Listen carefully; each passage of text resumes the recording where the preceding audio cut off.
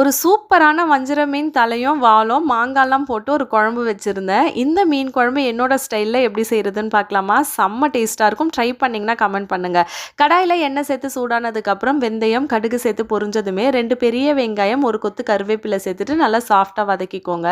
5 பெரிய தக்காளி பழத்த அரைச்சு ஊத்தி பச்சை வாசனை போய் எண்ணெய் பிரிஞ்சு வர அளவுக்கு வதக்கிக்கோங்க.